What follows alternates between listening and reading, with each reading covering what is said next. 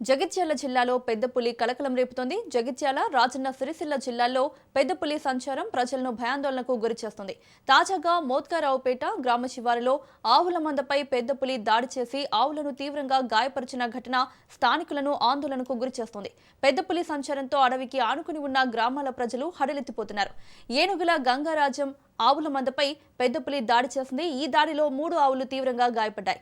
పెద్ద పులి పాదముద్రలను అధికారులు గుర్తించారు. పెద్ద పులిని బంధించాలని ప్రజలు కోరుతున్నారు.